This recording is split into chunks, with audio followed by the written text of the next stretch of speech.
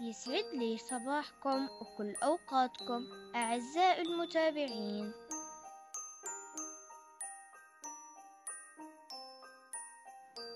اليوم وصفتنا من أحلى الوصفات، حلا الشوفان والشوكولاتة.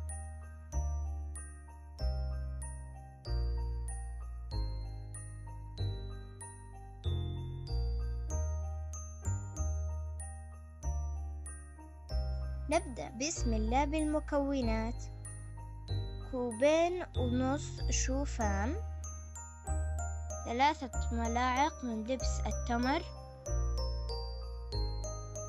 معلقتين من زبدة الفستق، والقليل من الحليب المركز، تقريبا 5-6 ملاعق.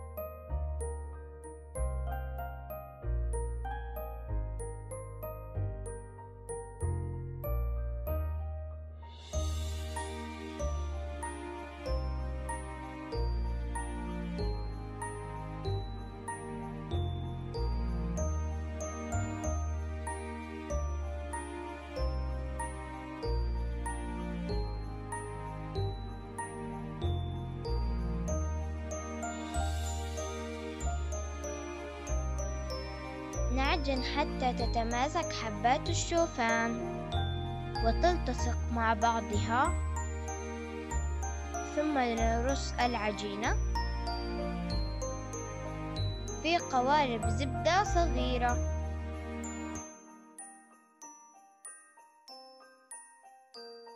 نستخدم صينية الميني تارت.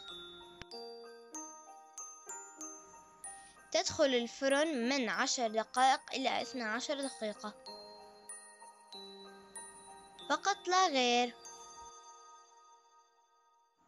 زي ما انتوا شايفين العجينة تماسكت وصارت زي الكوكيز.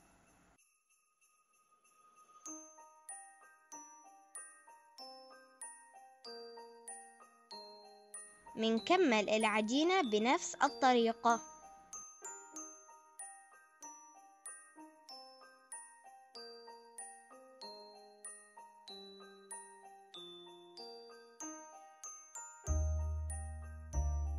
الآن الطبقة الثانية، نضيف القليل من زبدة الفول السوداني ونغطي طبقة الشوفان.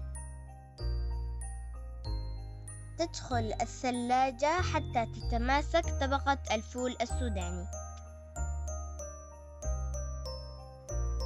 أثناء ذلك نضيف طبقة الشوكولاتة.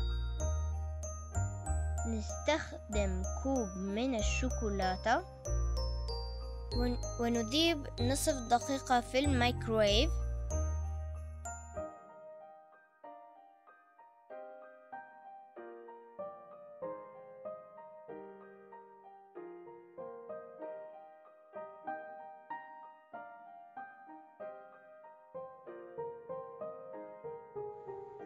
نحرك ثم نعيد إلى الميكروويف مرة أخرى،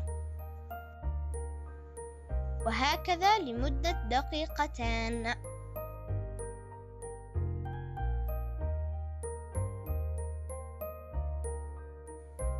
بعد أن ذابت الشوكولاتة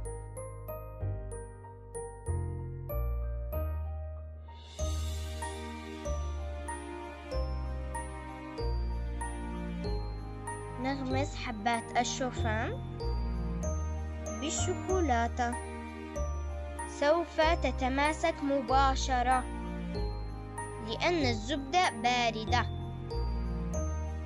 والآن تدخل الثلاجة لمدة 2 ساعات، وقبل التقديم نضعها خارج الثلاجة 10 دقائق فقط. وهيك بيكون عندكم أحلى تحلاية بالشوفان وزبدة الفستق.